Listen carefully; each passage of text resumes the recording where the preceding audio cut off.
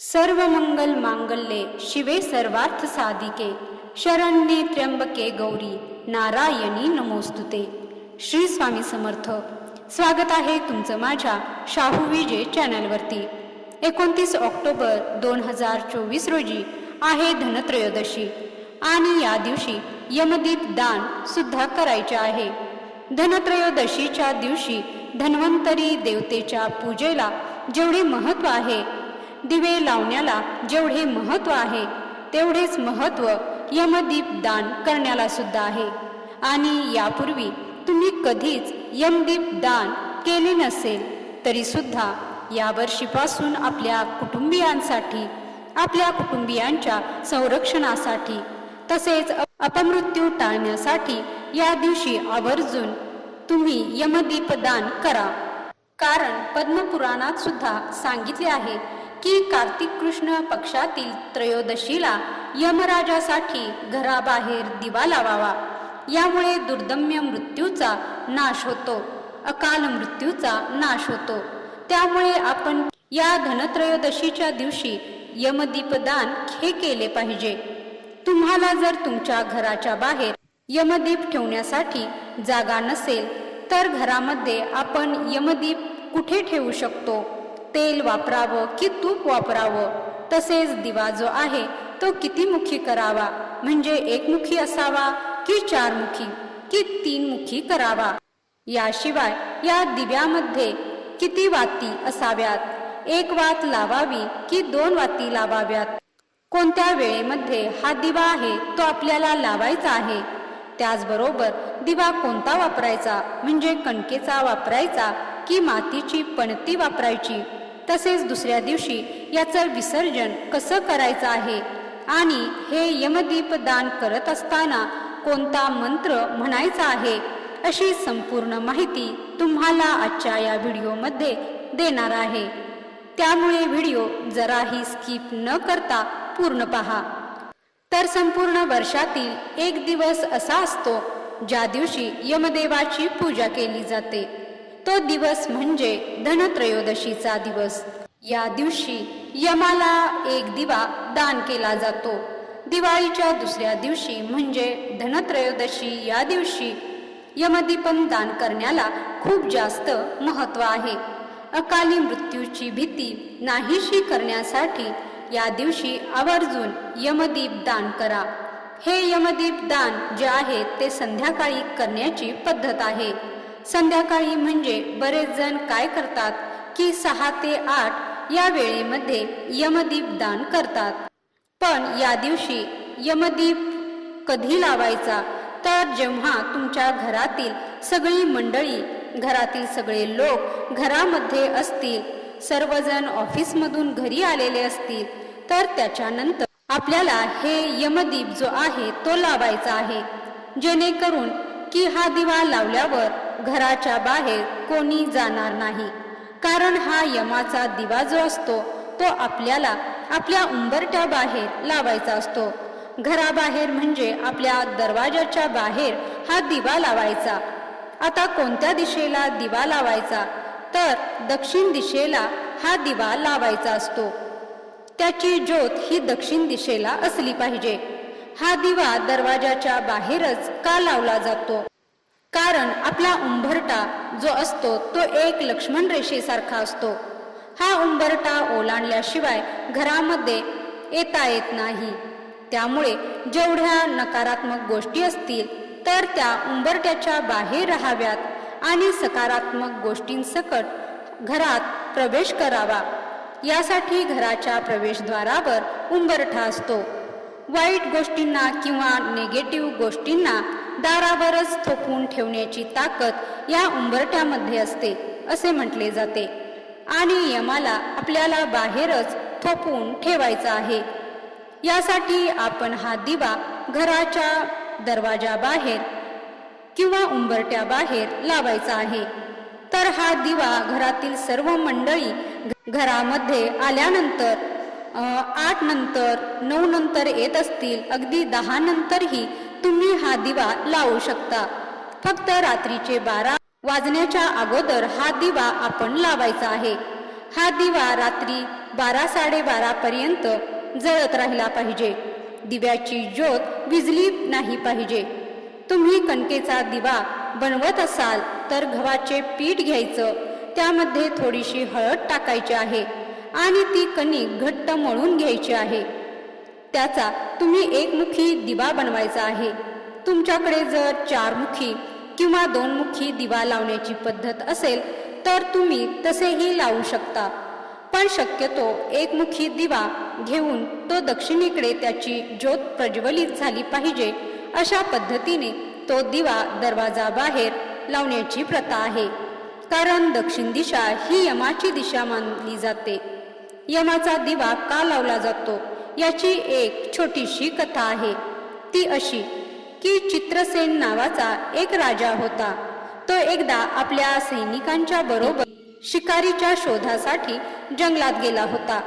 राजाची आणि सैनिकांची चुकामुक झाली आणि राजा भरकटत दुसऱ्या राज्यामध्ये गेला. तिथला राजा विश्वराजच्या समोर चित्रसेन राजाने आपली ओळख दिली. विश्वराजनेही चित्रसेन राजाचा आदर सत्कार केला. त्यावेळेसच विश्वराज राजाला पुत्रप्राप्ती झाली होती आणि त्या आनंदात सहभागी होण्यासाठी त्यांनी चित्रसेन राजाला आणखी काही दिवस राहण्याची विनंती केली. त्या तेजस्वी बाळाचे भाकीत वर्तवण्यासाठी राज्याचा राजज्योतिषी आला. सर्वजण उत्सुकतेने भविष्य ऐकत होते. मात्र एका क्षणी ज्योतिषी थांबले आणि राजाला म्हणाले, राजन, तुझा पुत्र अतिशय पराक्रमी होईल, मात्र युवा अवस्थेमध्ये त्याच्या विवाहानंतर अवघ्या 4 दिवसांनी त्याचा मृत्यू होईल. हे भाकीत ऐकून विश्वराज राजा अस्वस्थ झाला. चित्रसेन राजाने आपल्या कर्तृत्वाच्या बळावर त्या बालकाची जबाबदारी आपल्या खांद्यावर घेतली आणि त्याला अकाली मृत्यू येऊ देणार नाही असा शब्द दिला. त्यानुसार चित्रसेन राजाने त्या बाळाचे पालनपोषण केले. ज्योतिषाने केलेल्या भाकितानुसार राजकुमार शूर, पराक्रमी आणि महातेजस्वी बनला. त्याची कीर्ती सर्वत्र पसरली. आपणहून त्याला विवाहाचे प्रस्ताव येऊ लागले. एका सुंदर राजकुमारीशी त्याचा विवाह देखील झाला.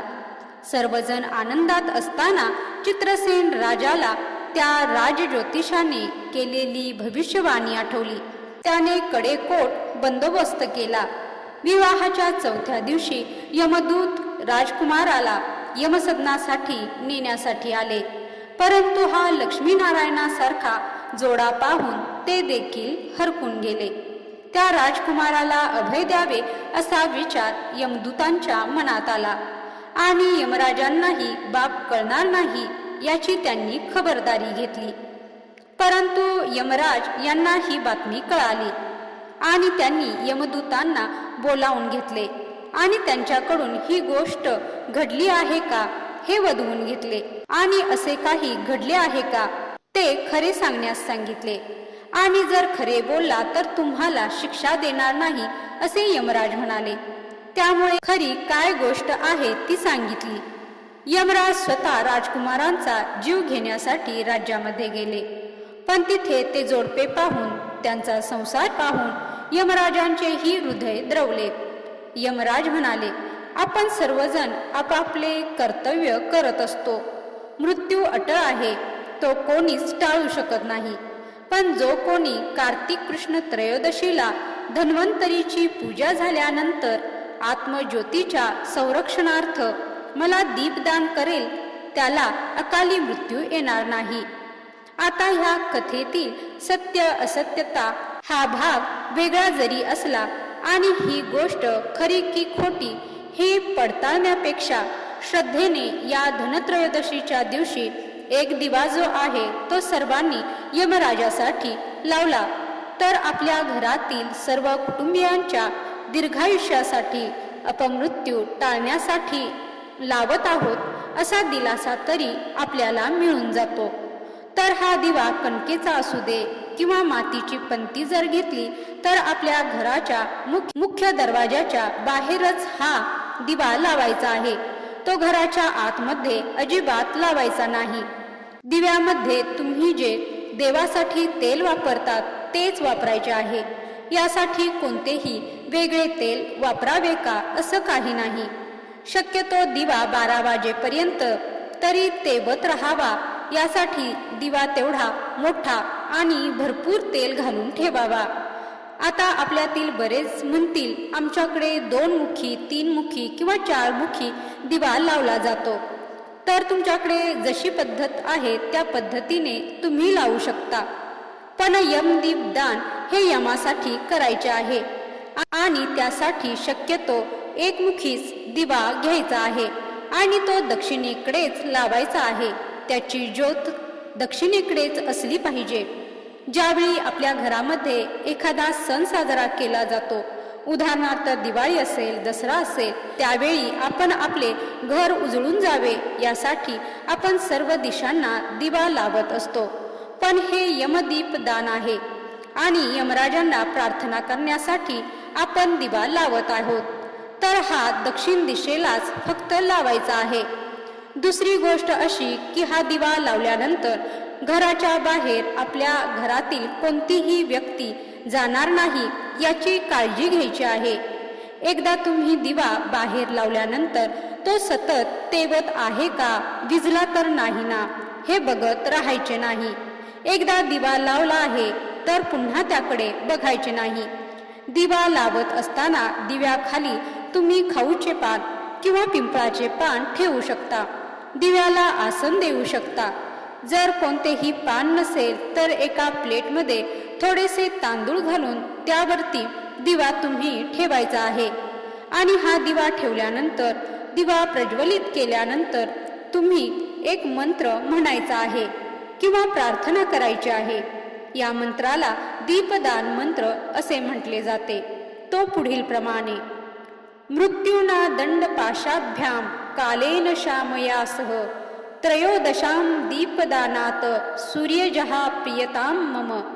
याचा अर्थ असा होतो की हा दिवा मी धनत्रयोदशीला सूर्यपुत्र असणाऱ्या यमदेवांना अर्पण करतो आहे.